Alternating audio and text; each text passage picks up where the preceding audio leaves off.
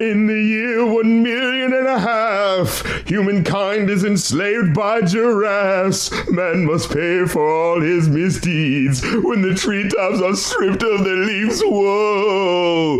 It's Going On Podcast with Rap Critic and Muse. Muse, how you doing? Oh, I'm doing swell. How about you?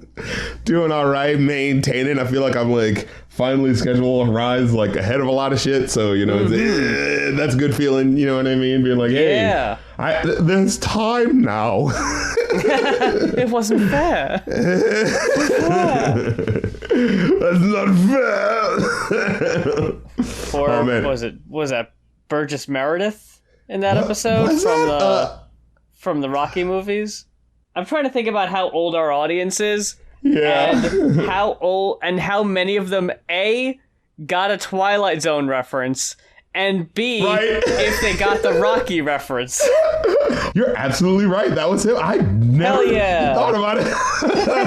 That's awesome. Do you remember back in the day when they would have I think Sci-Fi Channel would do it a lot, 24-hour Twilight Zone marathons for New Year's and shit? Mm-hmm. I used to watch through them, yeah. Yeah, I used to love that shit. I remember back when I was a kid, it was Honeymooners.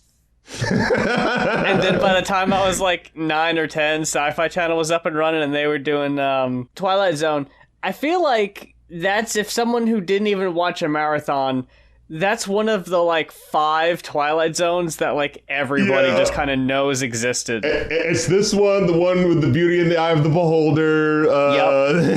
The one with the people put on the masks and when they take them off, their faces are ugly. Pink people. Yeah, the one kid who's oh, you better not make me angry or I'll make you disappear. Yeah, exactly. The one where everyone is on a street and they find out that they're in a dollhouse. Yeah. It's so funny. I guess it's just how TV shows of the 60s is kind of just the way it's or is it just time in general, right? Where it's just you can't really watch back on those episodes now that you know what it's about, because the whole point of it is how it ends. You know what I mean? Other infamous episode, the one where it's To Serve Men, it's a cookbook, Especially since so many of them have been parodied to death. Yeah. The fucking, there's something on the wing of the plane. Something. and even to the point where I think we talked about this before, that he doesn't say that, but Jim Carrey said it enough times that everyone just assumes that that's how it was said in the show.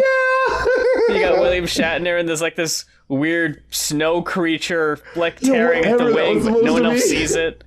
Yeah. And either it's been in a Treehouse of Horror, or it was in the movie, the Twilight Zone movie. Oh yeah. Speaking of which, do you remember? I've been watching back on the best of the Simpsons as voted for by fans. There's this picture I found that has the highest rated episodes. So I've been watching back through them, and I found one episode with the Raven. The Treehouse of Horror. I think it's the first one. Yeah, I think that's the first one. Yeah, and it's it's such a good vignette. It was just I wish they had done this more. Why aren't more Treehouses of Horrors recently just doing Edgar Allan Poe poems and turning them into, you know what I mean? It's just whatever movie is popular right now, let's do a parody of it and have it be non-canon. I'm curious what the most recent episode in the most popular episodes is from what season. Let me take a look. Because if I had to guess, it's probably no more recent than maybe, I'll give a couple for grace, season 12. So I've got and it's so funny. So I got the picture in front of me, and maybe let me send it to you. So the good is in yellow, and regular is in orange, bad is in red, and as you can see, right around season 11 is when things get real orangey. My goodness, the last season, episode 30, that's 90% under in the red. Yeah, and garbage is purple, and there's only been 2, so this is actually a relatively merciful list. Okay, now I gotta... Yeah, which episodes are that? Which of those? Is one of them the Lady Gaga one? Because I know everyone shits on that one. Which one's the When You Dish Upon a Star? Because that's the one I absolutely hate. What was that one? Season 10, episode 5. Okay, yeah. Google actually auto-filled. Season 23, episode 22 is Lisa Goes Gaga. That one is the absolute lowest rated, period. You know what's funny? That's also, I feel like Lady Gaga, like Weird Al's parody of a Lady Gaga song, I feel is also like his lowest point. There's just something... Oh my god! Yeah! There's just something unmake-funnable about Lady Gaga. Like, it's just... like, she's just so yes, she is the art parody pop star that you're making fun of her as. So it's like, how lower can you go than just emulating the ridiculousness, you know? Like... I definitely felt the same way about that. I know we're going off TM, but I felt the same way about Weird Al, because when I was growing up, Weird Al was huge and very, like, a big part of, like, my entertainment and stuff like that. But yeah, a lot like The Simpsons, and I guess it could... See, I don't want to say it's growing out of, because I still go back and I'll, like, enjoy the earlier stuff, so it's not like I grew out of that, but at some point, I think it might have been Straight Outta Linwood? Oh. It was like 2006, I want to say. That was the one with riding White and Nerdy. Yeah. Although I did like White and Nerdy. It might not have been that one. It might have been Alpocalypse, I think was the first time where I was like, huh. Yeah, it's like you're this writing... ain't hitting. Yeah, it's like, this is certainly like a parody in the sense of, hey, it's this song, but there is this other concept, like, oh, it's a party in the CIA, but like, is this funny? Like, you know? Yeah, Alpocalypse is the one with Perform This Way. That's a big skip. Party in the CIA, Whatever You Like, that one's alright. Yeah, that one was pretty funny, even though it's like literally just the name of the song. Like, he didn't change it. You know... This is probably a big, deep cut for Weird Al. We're going to, like, deep dive on Weird Al right now. I really like Skipper Dan off Alpocalypse. I forgot how that one went. It's a song about it. He's a tour guide on a jungle ride. Right. And he has to act surprised, like, every day at the same parts of the ride, like he hasn't seen it a million times. It's apparently a style parody of Weezer that I never picked up on.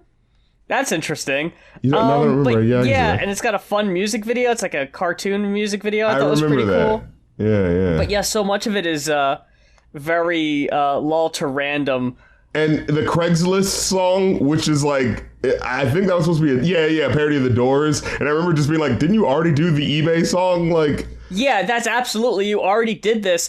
I will say though, I do got to give Craigslist credit, because they got Ray Manzarek, the organist from The Doors, to perform on the song, so you hear it in the background, and it makes the song 100% sound like a Doors song. Okay, so it's like, that's cool. All you need. And it's like, holy shit, they really nailed it with this. But yeah, everything else besides that, Another Tattoo, I don't even remember that one. Another Tattoo, yeah. Do you remember there was a song, he did a parody of You're Beautiful by James Blunt, and he didn't get it cleared in time. I remember seeing it on one of the, pirate radio broadcast on MTV, like when he did one of those. I remember seeing part of the video, yeah. You're Pitiful instead of You're Beautiful, and I thought that one was a pretty good one. Now, I do think Mandatory Fun was a good return to form. I remember that one. I was just going to say Return to Form. Yeah, that one was okay. Because it had, like, Handy was pretty good. Foil was I think, the Foil and Word Crimes, I think, were the best ones. No, but Tacky was also really good. Like, you know what I mean? Like, and Really Inactive. I still sing that one. Inactive wasn't bad. I didn't love Mission Statement. I remember that one. The sports song was just kind of like... Yeah, I mean, you suck and we're awesome. Like, you just gave up in even naming that one. Yeah, right. I'm looking over this, though. I think it's very strange. The parody of... And it's definitely a case of one of these things is not like the other. Because you've got Iggy Azalea and Charlie XCX. Okay, yeah, huge, undeniable. Lord, sure. Blurred Lines. Yeah, that was massive. Happy? Right. You couldn't go anywhere without hearing Happy. Southern Culture on the Skids? I dare anybody listening to name a Southern Culture on the Skids song. I had no idea what the hell that was. And they're an indie Chapel rock Hill, band. North Carolina. Yeah, an indie rock band from Chapel Hill. They had one song that I remember hearing on the radio called Camel Walk. It's like, oh baby, you make me wanna walk like a camel. Ow! Walk! If anyone listening has ever heard Camel Walk, I don't know. It's very weird, and that's a very odd place for Weird Al to go. Weird in our sense, but probably not weird for Al. That's probably like a band he like is aware of and knows and probably likes. Right. Like that was him doing a shout out, you know? Oh, yeah. Someone has to in... When did that come out? 2014, my God. Yeah, oh my God. That was almost a decade ago. There hasn't been a new Weird Al album since 2014. Hey, you know what? I would say that'll do Weird Al. You've given us enough laughs, you know? Yeah, honestly, I think we're good. Yeah. But yeah, man, even the episode of The Simpsons with Weird Al on it, I remember not really liking all that much. The about Homer and Marge. Her heart was as big as Homer is large, you know. Yeah, because Homer's like friends with a gay couple, and Marge is worried that he might turn gay. I don't know. Shit was weird, man. And it's funny that like Al makes it a point on the episode to shit on like Homer's bad parody ideas. Oh yeah. And then comes up with that as his at the end. It's like, wow, this ain't much better, my guy. What are you doing? Yeah. You've had The Simpsons has been a thing for like 20 years, and you've had all this time to write a parody song about The Simpsons, and that's the best you can do. What was the most popular one? Do you remember? 9.3 seems to be Season the highest. 8, 20, episode 23. Oh, it's the fucking Frank Grimes one. Yeah, okay. Yeah. Yeah. Like, yeah. It's not my personal statement, but it's like the ultimate thesis statement on like Homer Simpson as a character. Yeah, I'm not gonna fight you on that. Yeah, season 6, episode 25. What was that? Oh, Who Shot Mr. Burns? Okay. Oh, is that what it is? Yeah, that was the 9.2. Oh, the 9.2. And then part 2 has a 9.0. Ah, I see. So it's only 2 points, a 0.2 under. So, man, I fucking remember watching that live and being like, when it was the cliffhanger, and honestly having no fucking idea. Yeah. And just kind of being genuine. Just being generally underwhelmed when I found that it was Maggie. Being like, well, I mean, I didn't wager anything. I didn't enter the contest to see if I could win anything. Yeah. I was what? But part of it is like the half joke of like, oh, you know, it's really going to be someone that you could guess. And there's just like, oh, don't you see? Like the way that they gave away the clues, quote unquote, was like, well, Burns was pointing to an MS, which like upside down, or a WS, which upside down would be Maggie Simpson. Like, that's so ridiculous. And then you found out it was the baby. Yeah. The fucking reveal during the Troy McClure like callback episode where they're going over the clues is like, and then it was the baby. Just the disdain in his voice of like, yeah. What is the when you did? Now I remember liking the Tanzarian episode. I feel like a lot of people like go like, people how shit dare on that he? one, yeah. And what I think it was is I think it was people like emotionally invested in The Simpsons. You know, being like, these are these characters I love, and these guys. So if you're saying this like thing, like, you know, you're upsetting the character, and it's like, I guess like when you write a show, you do have to do that delicate balance of like, we are just trying to write jokes, but I guess people do care about these characters, and we can't like completely like upend them. But you know, this is was anyone like, that invested in fucking Principal Skinner though? Right, that's my thing. I was just like, oh, Principal Skinner wasn't who he said he was. It's like, but it doesn't matter to you as the person watching it because he was still always acting like himself the whole time, you know, like. Okay, you only move twice with Hank Scorpio also has a 9.2. Oh, okay. Where Homer is like unknowingly working for a supervillain. Yeah. That's a really good one too. When you dish upon, okay, that one got a 7.3. That is, one of the lowest rated ones of the first 10 seasons. Because, that one was awful with Ron Howard trying to make... It's literally like, oh, I'm Homer and I'm going like flat parasailing or something like that, where he's like ends up really high and then he just lands in like these famous people, Alec Baldwin's house with, Kim Basinger or something like that. And it's like, what are you guys doing in Springfield? All three of you in one house. Were you guys just having a threesome or something? That's really the borderline of when I stopped caring. That was right on that threshold. But see, the thing is, like, I remember watching through that season and being like, there are still some really good episodes in there. But it's like, you know what it is? I think it's like right near the end, like, it gets a little sketchy and there's like one or two really good episodes. And then going into the next season, there's like one or two really good episodes. And then it just plummets. It's like they were trying to trick you. Like, no, it's still fine. Look, there's this really good first episode. And then it was like, I got you, bitch. Like, you know. Was that the episode with the dog with the shifty eyes? The big meme? Oh, no, wait. No, that's Beyond Blunderdome. Oh, that's a season 11 episode. Yeah.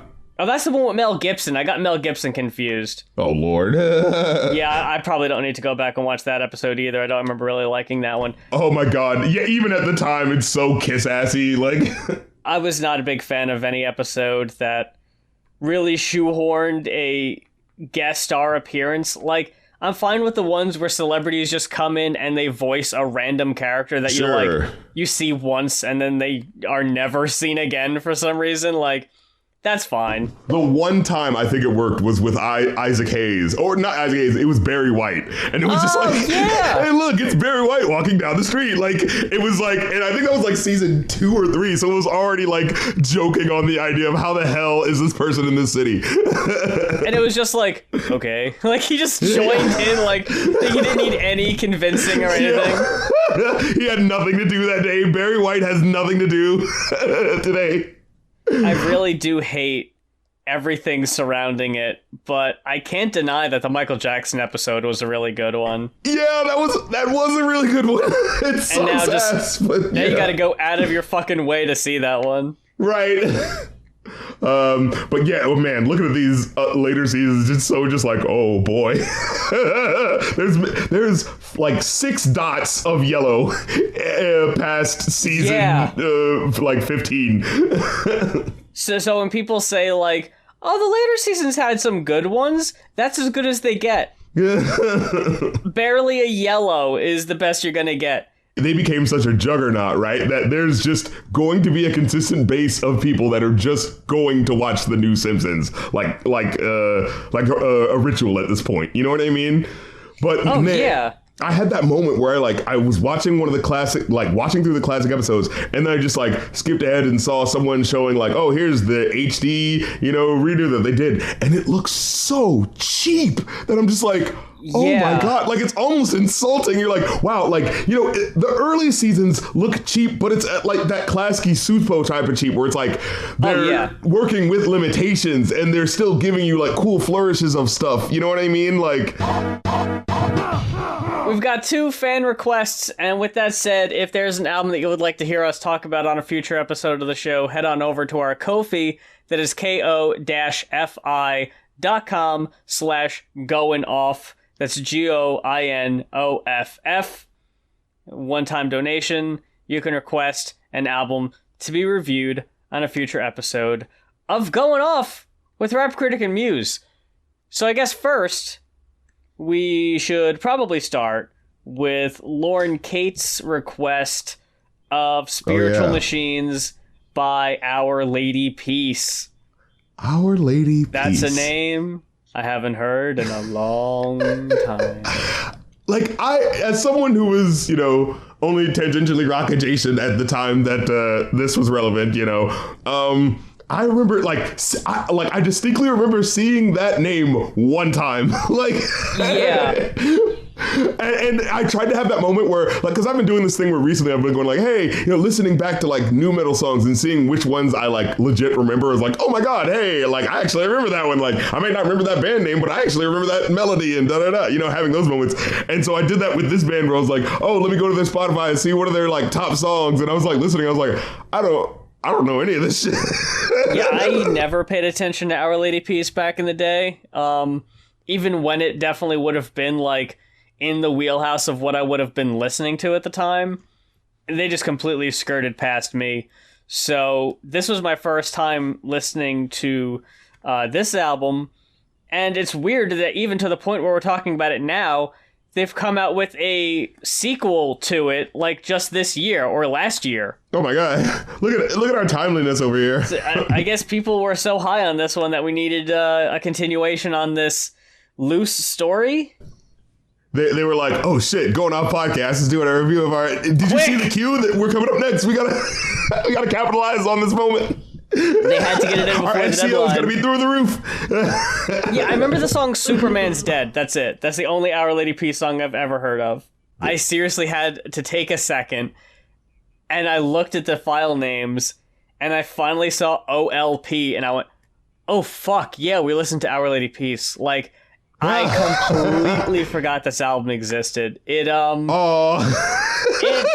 so very okay that I just it honestly left zero lasting impression on me. Now look, I'm gonna be a little bit more lenient. Hey, I didn't say it's bad. I'm just saying it's very bland. What the fuck are these skits? What do they have to do with any fucking thing? Okay, so the quote on Genius says, while touring rigorously to support their previous album in mid-2000, Mike Turner came across The Age of Spiritual Machines, a 1999 book by inventor and futurist Ray Kurzweil.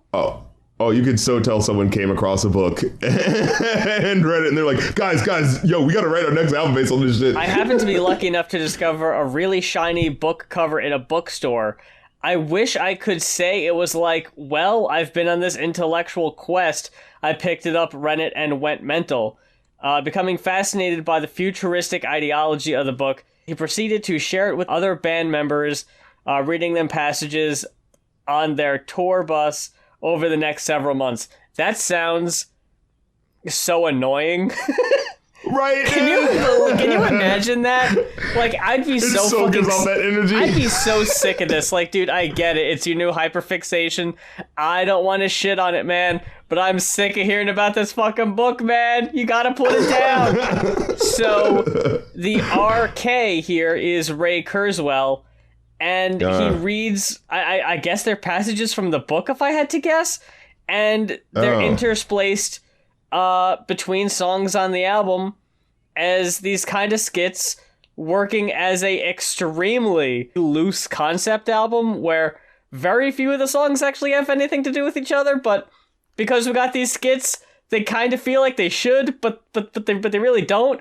Because they didn't intend the album to be a concept album. I think they already wrote the songs, and then they had this other weird inspiration of like, hey, this dude's been reading this book.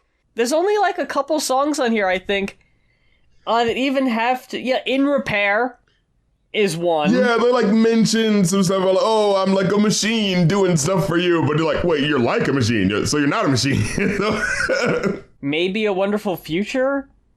But now I feel like I might just be reading into them a bit too much. Because I was like trying to look, and I was like, I mean, like for the lyrics I wrote down, for the most part, I was like, yeah, this just seems like it's about people. It doesn't seem like it has anything to do with it. And it's not even, doesn't even seem like that. Remember that one album we listened to where it was like, oh, like I'm a machine and I want to live and these songs can be just pop songs, but you can also see it as like, but you know, in the writing you could tell that, right? Like it kind of like, oh, if you listen to this part, well, he's kind of referring to da-da-da-da-da, you know, like that one song, I created a monster, like, oh, okay, I can see what he's talking about. The technology has gone evil, like, I get it, you know? The direction, the connection is very direct.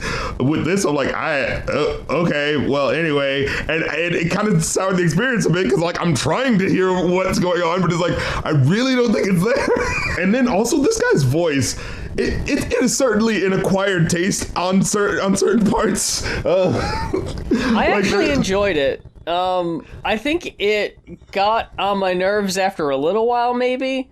Because like I say in a few of these reviews, it just kind of stayed that one kind of tone throughout most of the album. There really wasn't much of a mix-up. But I actually dug his falsetto. I didn't mind it. Do you remember, there was some part, was it right behind you where it's like, are you waiting? And you again? It was like little things that he would say, he'd be like, what? Why do you say it like that? Nobody talks like that. Yeah. I did like certain tracks, like in Repair, I actually remember really enjoying. I liked the contrasting deeper voice and the higher voice doubling that was going on there. I thought that was cool. And, give it his props. I thought Life was actually a really good track. I was like, oh, it's so life affirming and shit, Life is waiting for you. It's all messed up, but we're alive, like, oh yeah, you're right, yeah. Middle of Yesterday, I remember actually kind of liking the punk feel of that intro. Yeah. And the, oh well, I woke up in hell today. But that's okay, because I promise not to hurt you again. And I'm like, I don't know what that means, but all right. And then Are You Sad? Actually, I remember, again, like, this album hits when it's the, hey, are you feeling down? Are you not feeling good? Well, here's some music that, that's patting you on the back and there. You know what I mean? Like, Are You Sad is definitely one of the higher rated tracks for me. That one and the outro, the last song, The Wonderful Future, are the two songs. Yeah, that one has a solid groove to it, yeah. Those are the two that got the highest ratings. That Made to Heal, the end of the one where he's like, there's just little parts that I kept writing down where it's like, why do you do that? Why do you do it like that? There's one song in particular, Middle of Yesterday, that has a really atonal kind of intro to it that when you're not ready for it, it kind of takes you off guard of like, that sounds awful. But then it's like, oh, okay. And you just kind of like get used to it. Yeah, it integrates it into how the track works pretty well. Yeah, because that song in general just kind of has like crunchy guitar and drums that just kind of sound kind of bad, but in a way that it's like, yeah, I dig this. Like it works for this. Yeah. And then, okay, the RK 1949 to 1997, that was like the first skit where it was like, everything up to that point, it just kind of seemed like it was like, oh, in the future, this will be this, and in the future, in the future, things are going to happen, like robots are going to want sentience, I guess, I don't know. But this was the skit where it was the first one where they were adding all sorts of like, ooh, scary, creepy sounds, and I was like, are you trying to make me afraid of computers right now? Because it's not working. Like, maybe it was scarier at the time because like, who knows what computers are going to do? But now it's just like, what computers are going to do? They're going to get me to Reddit quicker. That's what computers are going to do. That's the only way this album feels dated to me, is its view of the future. Like, musically, I think it sounds pretty good. I really think this album's produced really well. Like, everything sounds really crisp, very clear. I think the mixing on the vocals compared to the music is really good and enjoyable. See, it definitely didn't feel like something from 2000, except for, I guess, the songs like Right Behind You and Made to Heal felt like they were ready-made alt-rock radio hits, like they were trying to get these to get some radio play, kind of more on the generic side, I guess. Everyone's a junkie. That was my lowest rating. You know what's the thing? I enjoyed the song up until Big Green Monkey. Everyone's a junkie. Yeah, man, that chorus gotta go. What's happening? And the fact that they ended it too like that. Big Green Monkey. Everyone's a junkie. Like they slowed it down slightly. It's like, oh god, no, don't slow it down. That just makes it sillier. They repeated it so much that it was like, okay. I did enjoy If You Believe. I kind of liked the, if you believe in the word I'm calling, if you believe in the word I saw. And I kind of like how it does that little Picardy third at the end there, where it's like, oh, it's in minor the whole time, but then it kind of, it goes to that major. It's like, oh, that's kind of cool. All right, I like that they threw that in, Other than that, I give it, I definitely got to take some points off for just the amount of skits. There's 5 skits, and they all go nowhere. The skits are bad. You hate the Meandering. I don't like the skits. You're right. Oh, well, I guess they kind of go somewhere. Did you hear the hidden track? Some of it. I started listening to it and I was like, I don't care. Yeah, I'm just going. Yeah, trust me, it does not like crescendo to some grand point. It literally ends with like, oh, this girl from the future that I guess he's talking to somehow, like, I guess she had a time machine and she just decided to tell this guy from 1999 what the future's gonna be like. He's like, hey, did you know this is what the future's gonna be like or something? I don't know. And then it's sort of like, oh wow, like the future's gonna be beyond our comprehension and what we're going to understand. And it's like, oh wow, it's beyond my small brain. Like music won't even be made for us. Like it's gonna be that sort of thing. It's like, oh, that's kind of interesting. Okay, kind of interesting concept. And then it's like, but then the lesson is like, oh, but wait, you were speaking of anxieties. What were those anxieties you were speaking of? What were you afraid of? What about babies and children? Molly, where did you go? What happened? And it's just like, yeah, it sounded like you didn't have an answer for that. Like you just didn't want to. You're just like, oh, but shouldn't we be afraid? Because I mean, what about babies? Like, I bet those future people didn't think about that. It's like, I guess, I bet they probably did. Like, if you're thinking about it, they probably thought of it. Like, Yeah, that doesn't seem worth sticking around for, to be honest. No. Especially because they make you wait like 12 fucking minutes. Like you gotta skip through a lot. And back in the day, you would have to hold down the fast forward button on your CD player and who for knows? over 12 minutes.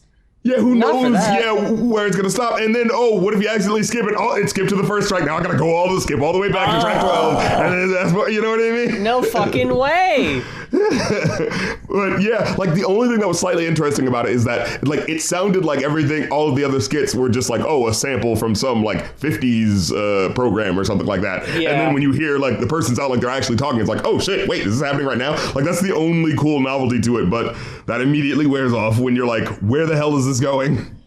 I give it a 3.5. Yeah, I give it a 3.5 too. Moving on to James Ollis and House of Bees, Volume 2. Volume 2. By B. Dolan. The bees, my God, they're in my eyes. RC, what did you think? So, how'd it get burned? I don't know! B. Dolan, once again, back in the house with just, he's always messing with you, man. Is he? Yes, he is. Yes, because I feel like when I heard the first album that we did, it was also like a sense of like, wait, do I like this? This is weird and jarring. And then it's like having that moment of like, wait, but was that brilliant? What the fuck is happening? Like, I remember having way more feelings and emotion during the other one. Yes, I will say that. Yeah, this one didn't really fuck with me too much. I was just kind of listening to it. I hate to be a broken record here, but just like, not really, didn't really take too much away from this one either. Like, the first two tracks really were the things that made me go like, oh, okay, what is it just gonna be? Because it's like, like I said, with how that first volume, like, just expands and goes to all these weird different places where it feels like it's being simple, but then it's like, wait, there's these complex thoughts, and damn, I don't know how I feel about, like, I didn't even know if I was gonna be thinking about, Evel Knievel, but now, like, I have a new appreciation for him after this song. You know what I mean? Like, there was nothing on that level, but there was still that level of like, oh, I thought he was like a more lyrical guy. These first two tracks are kind of like nothing. They're kind of like, I mean, the second track definitely has a cool sound, and then it just like kicks into high gear with like Film the Police, which is like, oh, okay, we're high concept again. Okay, this is what you were capable of. You know what I mean? So it's like these weirdly flipping like levels of his commitment to the lyrical intricacies. You know what I mean? Something I was picking up on a lot of these songs was the first verse would be kind of whack, but then it would get better as the song goes. There's a lot of songs I have written down where, like, this started out really slow, but then the last verse, I mean, as it should be, is like, wow, yeah, okay, you nailed it. You knocked it out of the park. It took you a while to get there, but you know what? You stuck the landing, and that, what else more can you ask? I hated that we didn't really have lyrics for, like, half these songs, though, on Genius. Yeah, and who is not putting them up? Because who's only putting up 5 and then they're like, I don't want to put other... Like, what? They put up 5 and only the first one was verified. The other ones is like, I mean, your guess is as good as mine. Still Here was the only one that had like the check mark or whatever. It was like, yeah, someone read over this. Like, oh shit, really? Okay. I actually thought Still Here was one of the better cuts, as was 100 Bars, Tin Soldiers, and Leaving New York. Those are my highest rated cuts. For me, I definitely like Film the Police. Really? Yeah, I like that it was doing like this is the next level, like in terms of you know how they say like, hey, speeches only reaches those who already know about it, so this is how we go about it. Like, this is a new day. It's not just fuck the police anymore, because that's just aimless and angry, right? Like, this is like, no, we have strategy. You know what I mean? Like, I like that and where it kind of goes with it. Now, it didn't need to be 6 minutes long. Like, when we kind of got the point after the first 2 verses. Like, again, it just seems like a general quality control thing. You know what I mean? Like, remember in the Public Enemy song, "Don't worry, be happy," and then they just kind of go off on a little tear about it? Right. I feel like you could have got the same thing done if one person was just like, "Film the police," and then they just kind of went off in that direction. I don't think you needed to sample the beat. I don't think you needed to have the film the police, film the police. When it's just repeating it over and over and over, it's like, yeah, okay, I got it. I get it. Like, I didn't mind what they were saying. I thought the song had a cool message and I liked what they were saying. And Toki Wright, I thought, had a really dope verse, as did Jasiri X. I thought his verse was okay too, but it also had its, share of some whack bars too, unfortunately. But I just thought it was corny. I wish that they had like just gone with how the first 4 bars kind of develops, where it's like, oh, it seems like it's a parody of the original song, but updating the lines. You know what I mean? Yeah. I thought that was what they were going to do, but then they just kind of jump off of that. Because it's like, wait, this is 6 minutes. That song was not that long. Which side are you on? Oh, okay. So I actually really liked how it did the little, at the end of the last song, you kind of hear a little bit of the jangling like guitar kind of move into the next song, So you can hear like, at first it's like, well, what's the sample? It sounds like some sort of, 40s Pete Seeger, right. Really gets them in. And then you're like, oh shit, it is. Oh, it is Pete Seeger. Oh, yeah. Okay. I loved it. Like, which side are you on, man? Which side are you on? It was like, it's straight up like we're drawing the fucking battle lines. Like, I was feeling that. The only thing is like there's 1 or 2 lines where it's like it goes into a little too conspiracy brain, where it's like it's that Immortal Technique thing where you're like, yeah, I'm riding with you, I feel it. Like, he's actually speaking of some social justice, it's like, hey, if anyone's like, if anyone's mistreating women on my show, it's like, I'm gonna walk right up to him and tell them, hey man, which side are you on? Like, word, the concrete actual fucking like things that we need to be like doing in this world. And then it's like, the children want to know if I believe in the reptilians. I tell them I don't know, but on the TV I see lizards. It's like, yeah.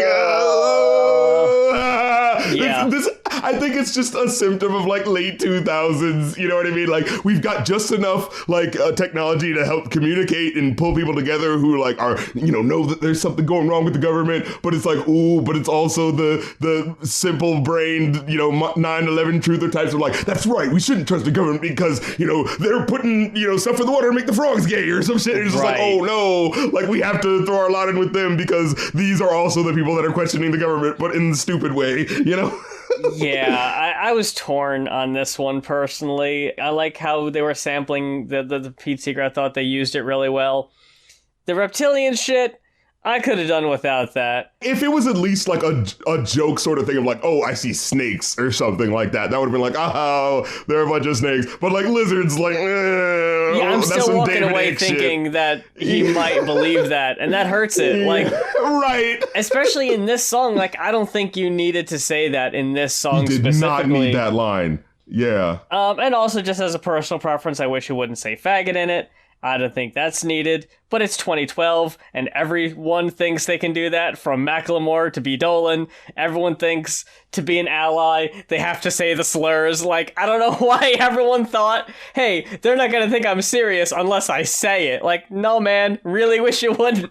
Hip-hop edgy, you know what I mean? But especially underground rapper. Like, I'll say this much. I'll take this rather than what your boy LP in the early 2000s. You know what I'm saying? Like, the context certainly matters to me.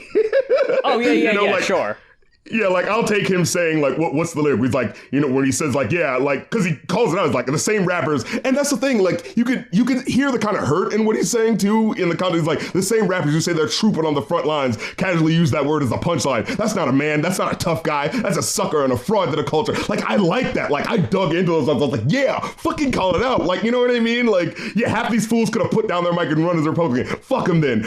You know, they learn from their own wrong. Homophobes don't go to my shows. We too strong. You know what I mean? Like, LGBT, we are on the side of pride. Like, I appreciate the, hey, which side are you on? You know what I mean? Like, I appreciate that, right? Like, as a fucking, you know, putting the fucking foot down, right? It especially felt, because throughout this album, there's a lot of sampling of, like, Wu-Tang Clan, like, classic hip-hop shit all throughout this. So that's what made it, like, hit a little harder for me, where it was just like, you know, he clearly loves hip-hop. Like, he loves this shit. Like, the way he samples and puts these samples in, where it's just like, oh, it feels like it's genuinely, you know, like, the Jizza sample of the Liquid Swords song, you know, and the Ghostface Killer later on. Too bad you fucked up, dummies. You know, that's fucking brilliant the way the sample's in there. But yeah, as a Wu-Tang Clan fan myself, like, yeah, I remember hearing like, oh, this line and that line, be like, man, like, you know, I want to love you guys, but like, come on, like, you know, yeah, like, that's what I'm saying. So like, that's where I feel like I was coming from when I heard these lines, where it's just like these dudes who are like considered classic guys to us that I respect. Oh yeah, who wrote the greatest lines of our generation, but couldn't get from under their own small-minded hate trip. That was the line that really was like the ooh yeah, the sticking in.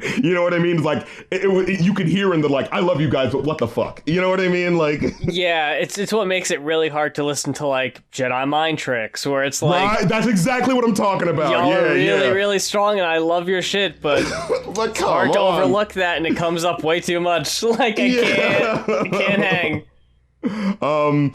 Then Too Bad. Was that the one? Yeah, that was the epic bald men or epic beard men. Epic beard men? Yeah. But I love the sample, like the production on here I think is just awesome, with the samples of someone saying, you could have made history and we are already forgetting you. Like, I was like, whoa, was that from like a wrestling promo thing or something like that? I forgot what it was. It didn't jump out at me, so maybe? I don't know. I'd have to find out. Look into that. Yeah, I loved the Ghostface Killer when it came in. Too bad you fucked up, dummies. Like, more people need to sample Ghostface Killer.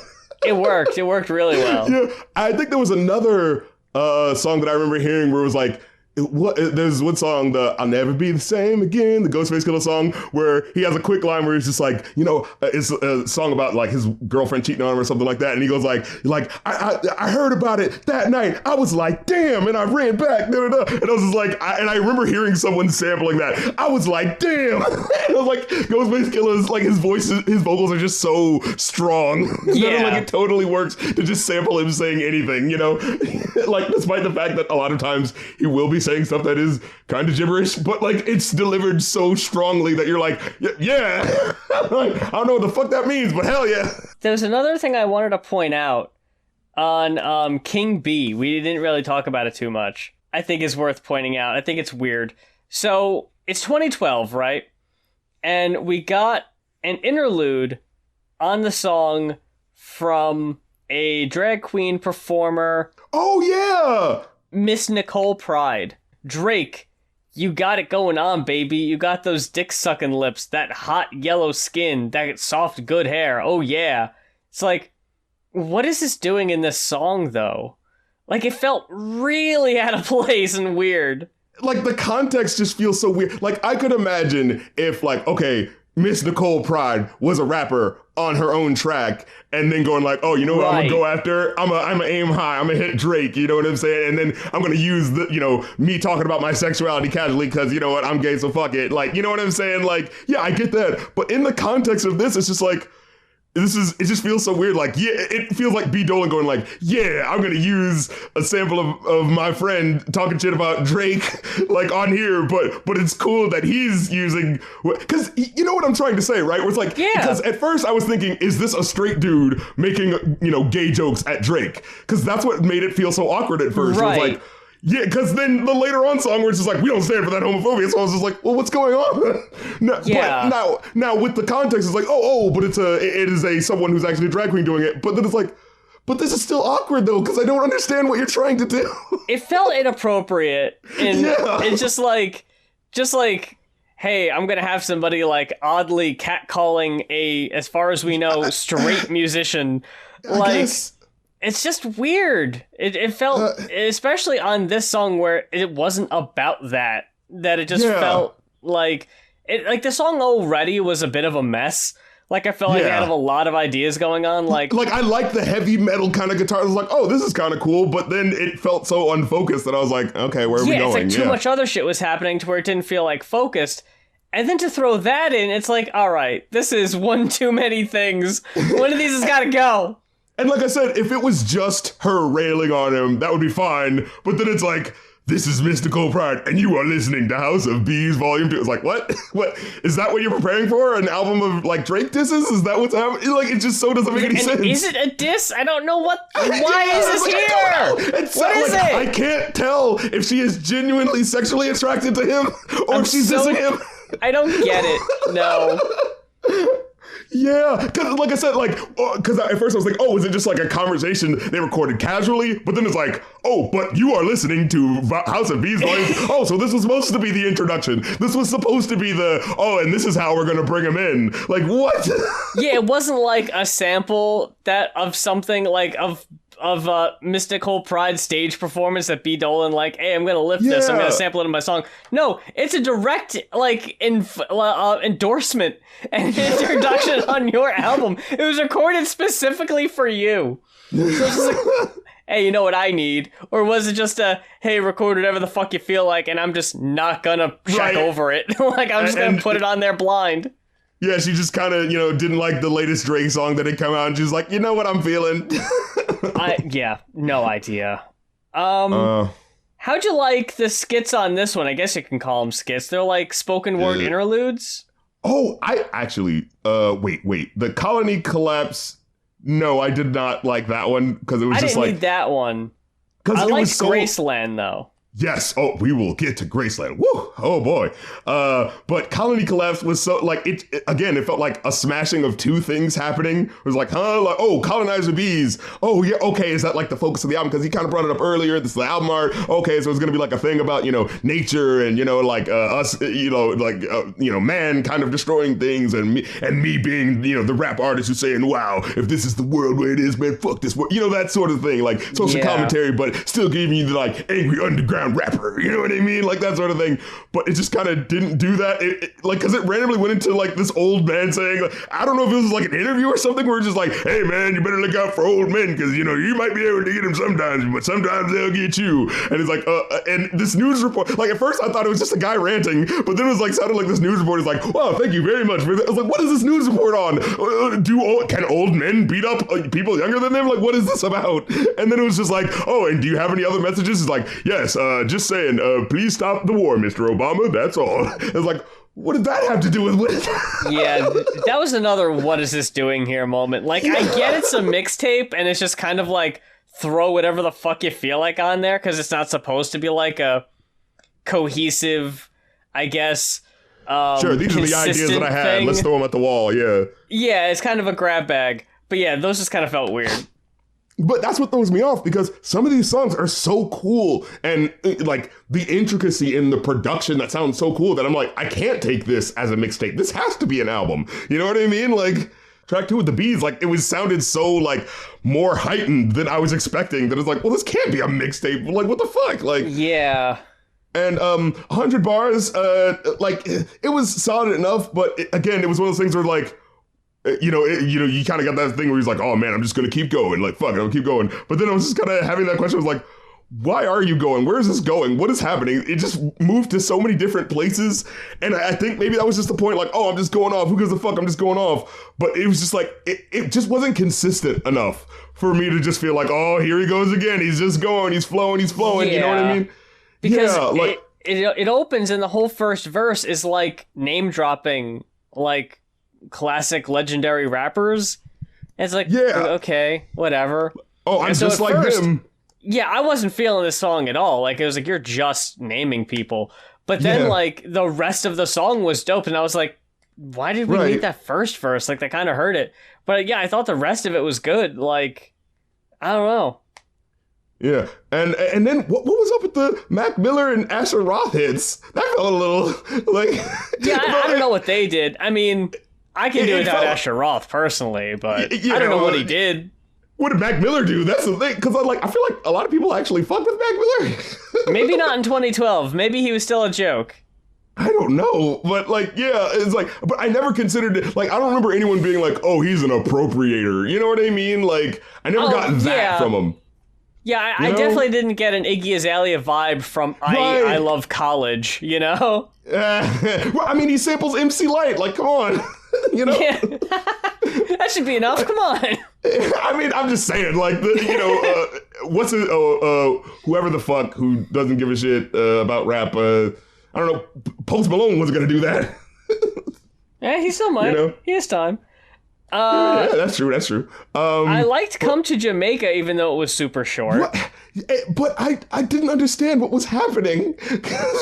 No. Look, whenever I say I like a song, don't ever assume I knew where it was going or that I knew what it was about. For all the elements of the song. I just liked it. Yeah. But real quick, because this is what I want to round out about the 100 bars joint, because it's like at the end, because like I said, like he's kind of flowing and going, maybe he's just going off and he's just dissing all these motherfuckers.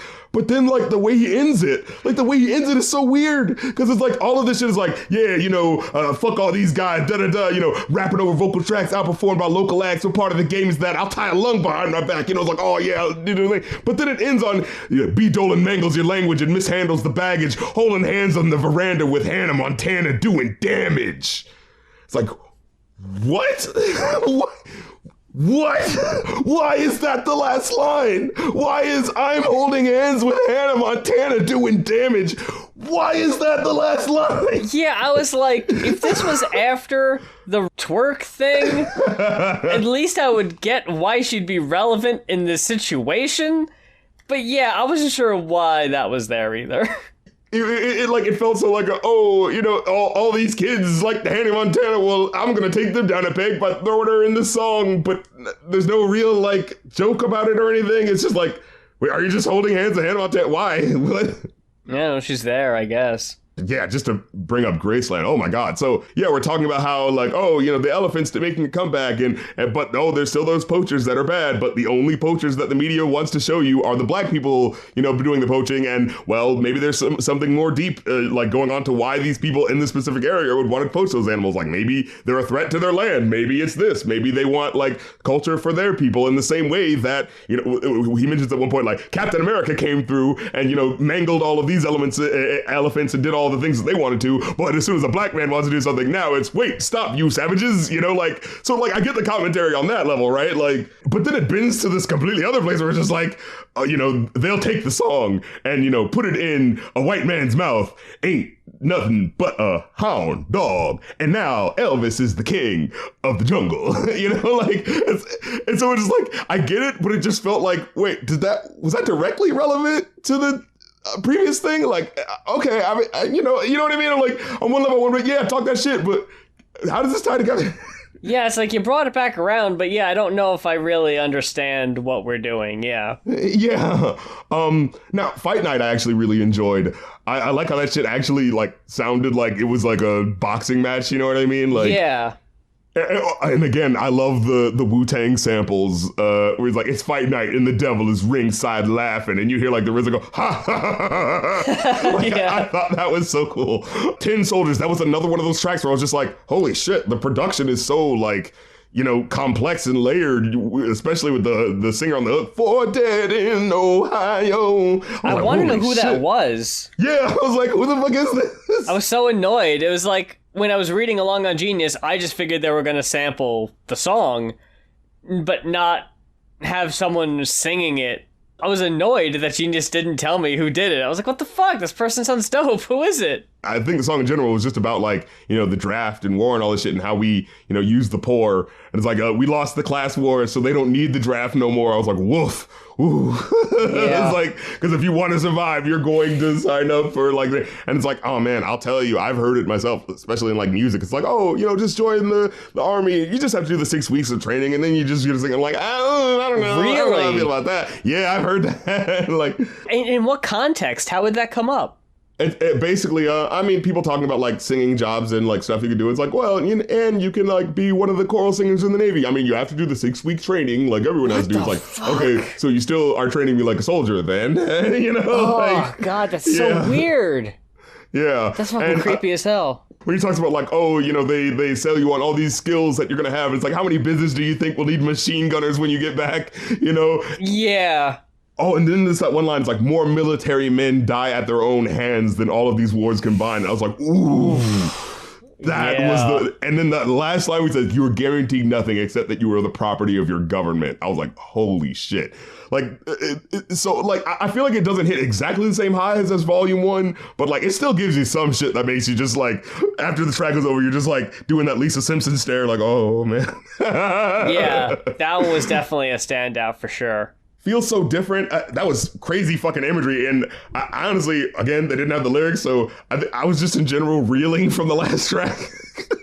I have written down what, because I had such a hard time making out what was being said that I honestly didn't know what was even going on that one. Although I do feel like it ended really strong with the Hunter. That really threw me the fuck off. I really like, I don't know what the original sounds like. It says this is a remix.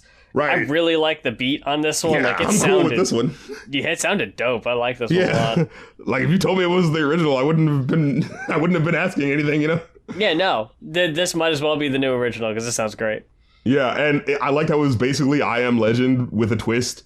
I Am Legend technically has a twist in it, but it's more like a metaphorical twist, but, but yeah, like, he's killing all of these vampires who's like, oh, they're evil and all that sort of thing. I hid in the something direction, looked in the mirror, and you could imagine my surprise when I saw no reflection. And it was just like, shit, oh no. Like, I am the, oh no, does that mean I start killing them? Wait, do I kill me or do I? I got the 3.5 again. I give it a 4.5. I definitely would give it that. And a half. Yeah. I think, like I said, it's still giving, certainly to a lesser degree than the other album, but it's still, like, certainly better than, a lot of motherfuckers at the time. So I can't act like he's not putting work in, you know what I mean? But that about wraps it up, brings it all back home for this week's episode of Going Off. And we thank you very, very much for taking your time and spending it with us. And like we mentioned earlier, that if you have an album you would like to hear us talk about in a future episode, just head on over to our Ko-fi. That is ko-fi.com/goinoff. That's GOINOFF. I've got the fanhouse.app/riffcoms, and a mutual of mine, I want to give him a shout out here, David A. Scott Jr. on Twitter, was nice enough to hook me up with I thought you said was knifed. I was like, oh no, he was knifed, and special shout out to him. He was knifed enough. He was nice enough to hook me up with a bunch of content that I had lost in a hard drive crash that I just didn't have anymore. And they're actually from the Blip days. So they're not even on YouTube. Hey. So I'm going to upload a good bit of that stuff. Exclusive. Yeah, that's $3 a month at fanhouse.app/riffcoms.